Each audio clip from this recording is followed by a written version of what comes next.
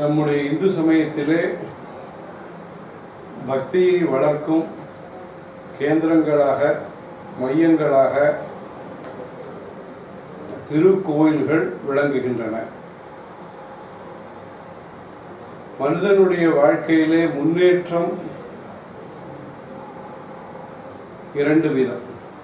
ஒன்று லோகாயுதமாக பணம், காசு, பதவி, பட்டம் போன்றது.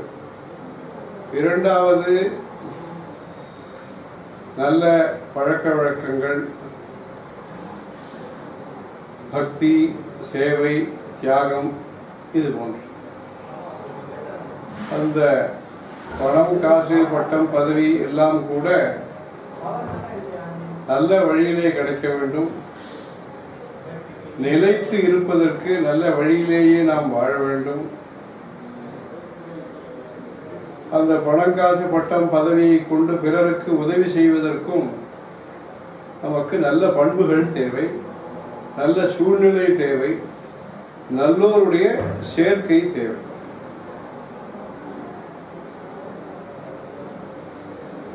இப்படியாக நல்ல சூழ்நிலையை உருவாக்குவது இந்து சமயம். என்விரான்மெண்ட் என்று சொல்கிறார், சுற்றுப்புற சூழ்நிலை என்று.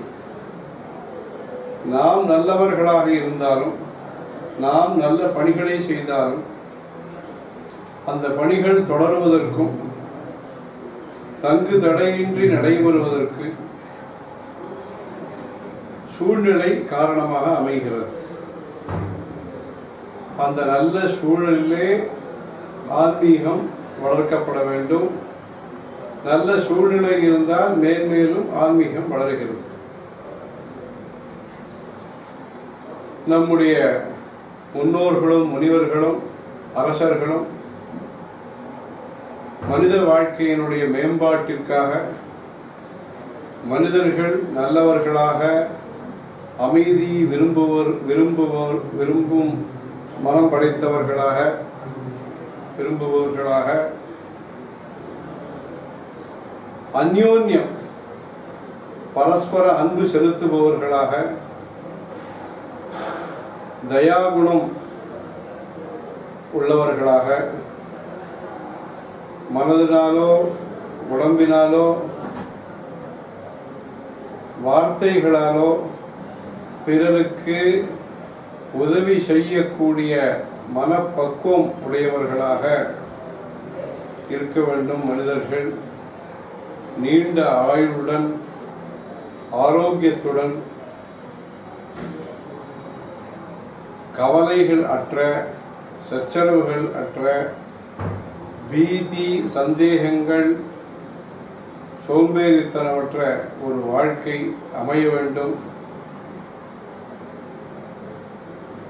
மனித பிறவி பூர்வ புண்ணியத்தினால் கிடைக்கக்கூடியது. இந்த மனித பிறவியிலே அரிய பல ஆன்மீக பணிகளை நாம் செய்ய வேண்டும். அந்த பணிகள் மூலமாக இறைவனுடைய அருளை மேன்மேலும் நாம் பெற்று ஞான மார்க்கத்திலே நாம் முன்னேற வேண்டும். அறம், பொருள், இன்பம், வீடு என்று சொல்லக்கூடிய மோட்சத்தை நாம் பெற வேண்டும் என்பதற்காக நம்முடைய முன்னோர்களும் அரசர்களும் முனிவர்களும் ஒவ்வொரு கிராமத்திலேயும் கோவில்களை அமைத்து சில்ப சாஸ்திரப்படி நிர்மாணம் செய்து பல்லாயிரக்கணக்கான கோவில்களிலேயும் ஆகம சாஸ்திர பிரகாரம் பூஜைகளுக்கு நிபந்தங்களை அளித்து, அதாவது நிலங்கள், கால்நடைகள், நெய், எண்ணெய் போன்ற பூஜை சாமான்களுக்கு ஏற்பாடு செய்து அந்த கிராமத்தினுடைய சுபிட்சத்திற்காக, அந்த கிராமத்திலே இருக்கக்கூடிய படித்தவர்கள், படிக்காதவர்கள், ஆண்கள், பெண்கள், இளைஞர்கள், வயோதிகர்கள், அனைத்து துறையினரும், அனைத்து விதமான மக்களும் மன நிம்மதியுடன், ஆரோக்கியத்துடன், ஐஸ்வர்யத்துடன் வாழ்வதற்கு, வளர்வதற்கு இறைவனுடைய அருள் அனைவருக்கும் கிடைக்க வேண்டும். இறைவனுடைய அருளை பெற்ற ஆஸ்திகர்களாக, இறைவனுடைய அருளை பெற்ற பாக்கியவான்களாக இவர்கள் திகழ வேண்டும் என்பதற்காக கோவில்களை அமைத்தார். அந்த சாஸ்திர சம்பிரதாய முறைப்படி கோவில்களிலே காலையிலிருந்து சுப்பிரபாதத்திலிருந்து பள்ளியறை வரையிலே என்ன பூஜை முறைகளை செய்ய வேண்டுமோ அதை முறையாக கற்ற அர்ச்சகர்களை கொண்டு நியமத்துடன் நைவேத்தியம் போன்றவைகளை தயார் செய்து, புஷ்பங்கள், துளசி, பில்வம் போன்ற தளங்களையும் தயார் செய்து நந்தவனம் அமைத்து சுத்தமான சரீரத்துடன், சுத்தமான மனதுடன், ஆச்சாரத்துடன் பூக்களை பறித்து, பில்வ தளங்களை பறித்து சுவாமிக்கு அர்ச்சனை செய்து சமர்ப்பணம் செய்து நல்ல பக்தியுடன் செய்யப்பட்ட நைவேத்தியங்களை படைத்து கற்பூர ஹாரதி செய்து பிரதோஷம் போன்ற விசேஷ விழாக்களை நடத்தி கிராமம் சுபிட்சமாக இருப்பதற்கு ஏற்பாடு செய்தார். தெய்வ பக்தியின் மூலமாக மன உறுதியும் மன ஒருமைப்பாடும் மன அமைதியும் மனதிலே சந்தோஷத்தையும் கிடைக்க செய்தார்கள். தனி மனித வருமானம் என்று நாம் இன்றைக்கு சொல்கிறோம். பர் கேபிட்டா என்று சொல்கிறார்கள். அந்த காலத்திலே ஒவ்வொரு தனி மனிதனும் இறைவனோடு எப்படி தொடர்பு கொள்வது, இறைவனுடைய அருளை எப்படி பெறுவது, வெவ்வேறு தொழில் செய்து கொண்டிருந்தாலும், வெவ்வேறு துறையிலே பணிபுரிந்து கொண்டிருந்தாலும் அனைவருக்கும் புண்ணியம் கிடைப்பது எப்படி, சிந்தனையினால் புண்ணியம் எப்படி, செயல்களினால் புண்ணியம் எப்படி, நல்ல வார்த்தைகளை பேசி எப்படி புண்ணியத்தை சம்பாதிப்பது என்பதாக பொருளை ஈட்டுவதோடு வாழ்க்கை முடிந்துவிட்டது, வாழ்க்கையினுடைய நோக்கம் நிறைவேறிவிட்டது என்று நின்று விடாமல் அருளை பெறுவது எப்படி, ஆன்றோர்களை நாடி சேவை செய்வது எப்படி, முதியோர்கள் அவர்கள் நம்மை நாடாமலேயே நாம் அவர்களை நாடி அவர்களுக்கு உதவியாக இருப்பது எப்படி, இப்படியாக மனித நேயத்தை, மனித பண்புகளை கோவில்களின் மூலமாக புகட்டி அந்த சாநித்தியத்தை கோவில்களிலே வரவழைத்து வளர்த்து அந்த சக்தியானது மனிதர்களுக்கு கிடைக்கும்படியாக செய்து ஒரு சூழ்நிலை, கிராமம் என்பது ஒரு சூழ்நிலையை, ஆன்மீக சூழ்நிலையை ஒவ்வொரு கிராமத்திலும் அமைத்து கொடுத்தார்கள். கோவில்களின் மூலமாக 64 கலைகள் வளர்க்கப்பட்டன. கோவில்கள் மூலமாக ஆன்மீக கல்வி பரப்பப்பட்டது. கோவில்களிலே சில கல்வெட்டுகள் இருக்கின்றன. அதன் மூலம் வைத்தியசாலைகளை எப்படி அரசர்கள் அமைத்தார்கள், பொதுமக்களுடைய நன்மைக்காக, ஆரோக்கியமான வாழ்விற்காக வைத்தியசாலைகளை எப்படி அமைத்தார்கள், சமுதாய சேவையை எப்படி செய்தார்கள். சமய சேவை, சமுதாய சேவை, சமயத்தையும் சமுதாயத்தையும் சேர்த்தே பார்த்தார்கள். சமுதாயம் எனும் பொழுது சமயம், சமயம் எனும் பொழுது சமுதாயம். ஆக அருளையும் பொருளையும் சேர்த்து அளித்து கிடைப்பதை கொண்டு வாழக்கூடிய திருப்தியையும், மேன்மேலும் உழைக்க வேண்டும் என்கிற ஒரு சுறுசுறுப்பையும், பிறருக்கு அளிக்க வேண்டும் என்கிற ஈகை குணத்தையும் தயாள குணத்தையும் அளித்து ஒரு மனிதனை முழு மனிதனாக, உயர்ந்த மனிதனாக, உபயோகமுள்ள மனிதனாக, பிறருக்கு உதவி செய்யக்கூடிய மனிதனாக மனிதனை வளர்த்தார், உருவாக்கினார். அந்த மனிதனை உயர்ந்த மனிதனாக ஆக்கக்கூடிய உள்ளத்திலே ஆழமான பார்வை, கண்ணோட்டம், சூட்சமான முறையிலே பிற இடத்திலே பார்வையை செலுத்தாத தியானம், அனைவரிடத்திலேயும் அன்பு காட்டக்கூடிய கருணை, இப்படியாக நம்முடைய முன்னோர்கள் இந்த ஆன்மீகத்தின் மூலமாக பொருளாதாரத்திலே பல நிலைகள் இருந்தாலும் மனதளவிலே நிரம்பியவர்களாக, நிறைகுடம் போன்று மனிதர்களை பக்தியின் மூலமாக, ஈஸ்வர பூஜைகளின் மூலமாக உருவாக்கினார்.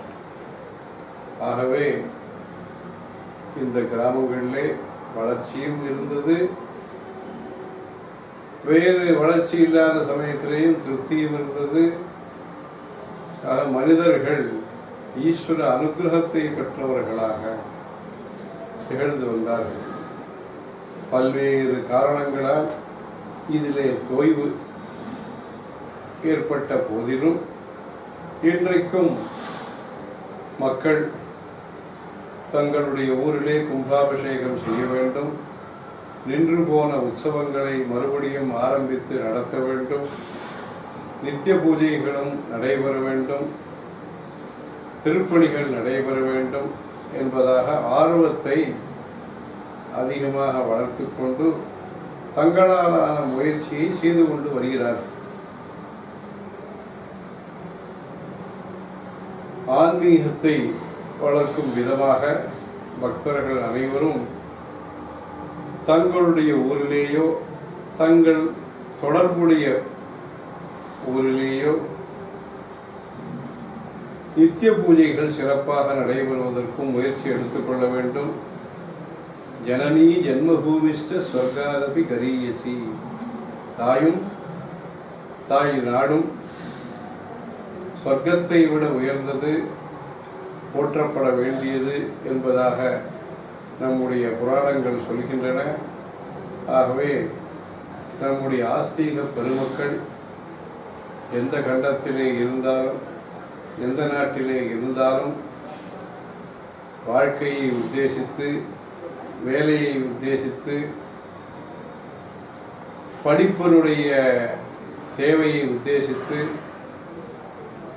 வேலை செய்யக்கூடிய இடத்திலே எதிர்பார்க்கக்கூடிய ஜாப் சாட்டிஸ்ஃபேக்ஷன், தொழிலே நிம்மதி, அதை உத்தேசித்து எங்கு இருந்தாலும் அவரவர்களுடைய ஊரிலே நடைபெற வேண்டிய ஆன்மீக பணிகளுக்கு தங்களாலான உதவிகளை, சேவையை தொடர்ந்து மேற்கொண்டு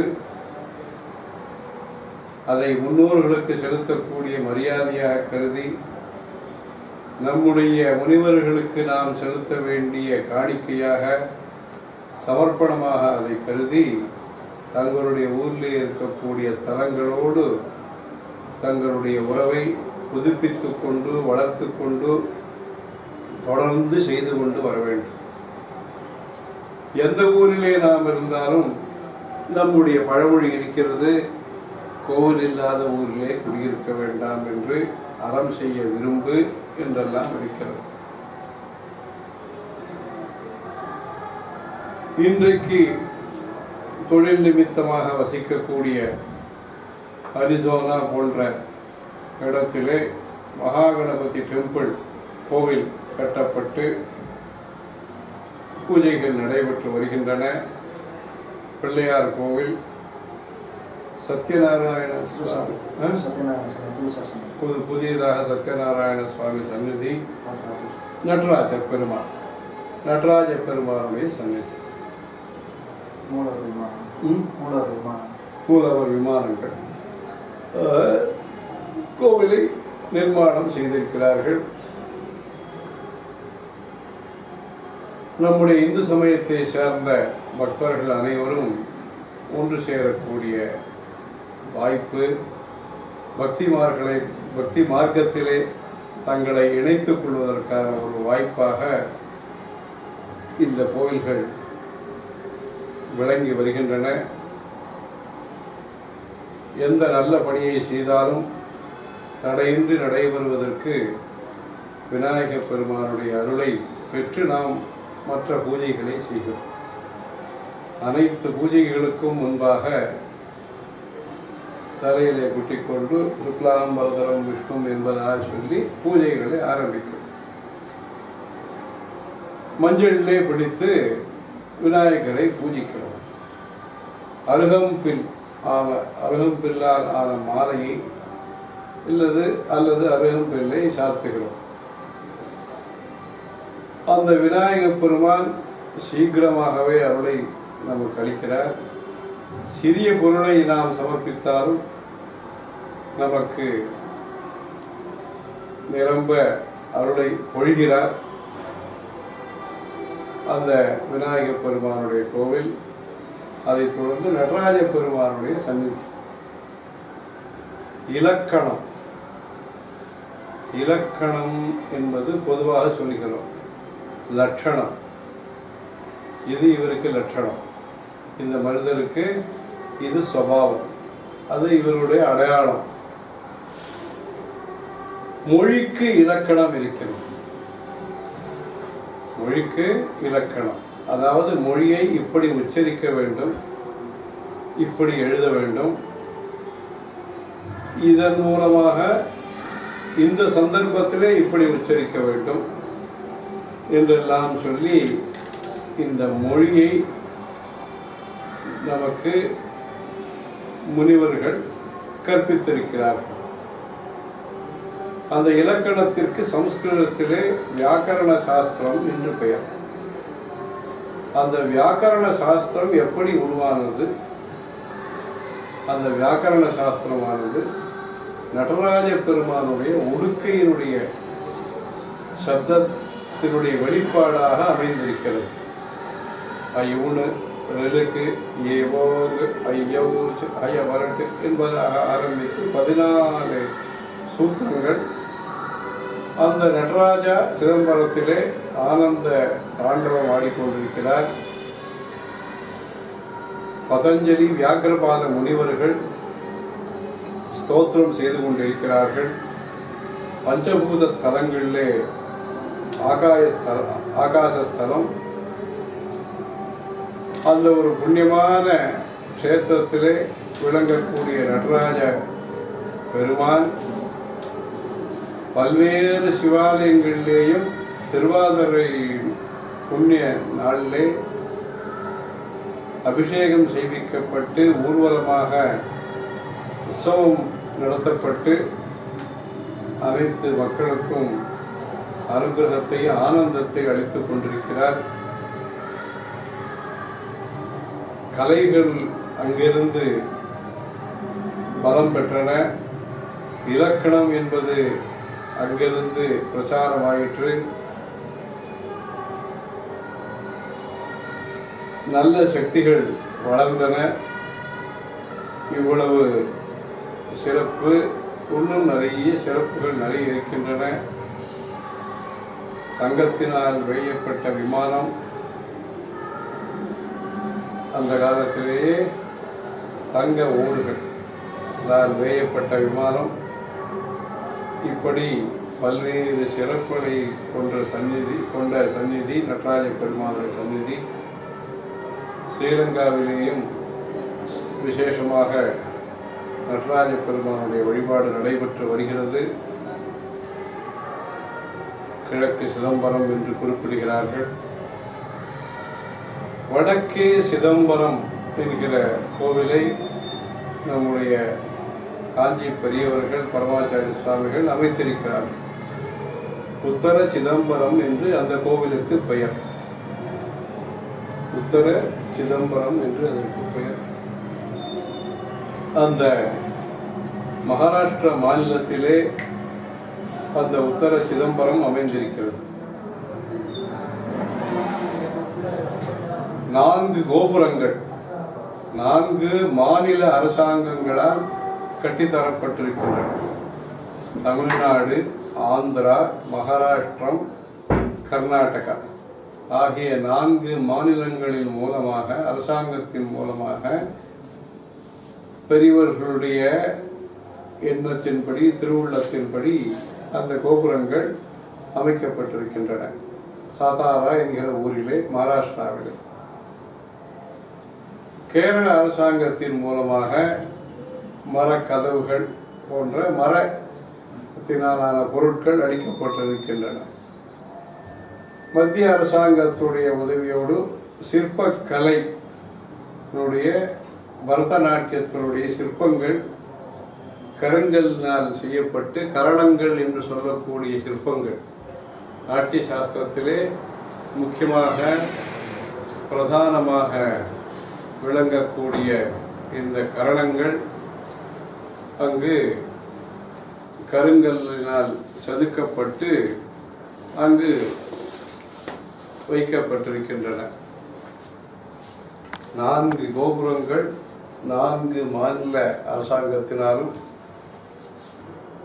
கோவிலுக்குள்ளே இருக்கக்கூடிய மர பொருட்கள் கேரள அரசாங்கத்தினாலும், 108 கரணங்கள், தாண்டவங்கள், சிவதாண்டவம், அம்மனுடைய நடனம், இவைகள் கருங்கல்லினால் மத்திய அரசாங்கத்துடைய உதவியோடு செய்யப்பட்டு உத்தர சிதம்பரம் என்று நம்முடைய பெரியவர்களால் பெயரிடப்பட்டு நடராஜ பெருமானுடைய கோவில் வடநாட்டிலே அமைத்திருக்கிறார். அங்கு சிவகங்கையும், அதாவது புஷ்கரணியும், திருக்குளமும் அமைக்கப்பட்டிருக்கிறது. அந்த நடராஜ பெருமானுடைய சந்நிதியும் இங்கு நீங்கள் அரிசோனாவிலே அமைத்து வழிபட்டு கொண்டு வருகிறீர்கள், வழிபடப் போகிறீர்கள். ஆக சத்யநாராயண சுவாமி பூஜைகள்லாம் செய்து, குடும்பத்திலே நன்மைக்காக பூஜை செய்து அனுகிரகத்தை பெறுகிறார்கள். சத்யநாராயண பூஜை செய்கிறார்கள். ஆக ஒவ்வொரு மனிதனுடைய வாழ்க்கையிலேயும் ஈஸ்வர பக்தி வளர்ந்து, சேவை மனப்பான்மையும், சேவை செய்யக்கூடிய சக்தியும் வளர்ந்து, ஆனந்தமும், அமைதியும், ஆரோக்கியமும் கலந்த நல்லதொரு வாழ்க்கை, வளமான வாழ்க்கை அமைவதற்கு அடித்தளமாக இந்த பக்தி இருக்கிறது. எந்த ஊரில் இருந்தாலும் அந்த பக்தி மார்க்கத்திலே தங்களுடைய தொடர்பை மேன்மேலும் வளர்த்து கொண்டு ஈஸ்வர அனுகிரகம் பெறுவதற்கு இது போன்ற நல்ல காரியங்கள்லாம் மேன்மேலும் நமக்கு பலத்தை அளித்து வருகின்றன. ஹர ஹர நம பார்வதி பதையே.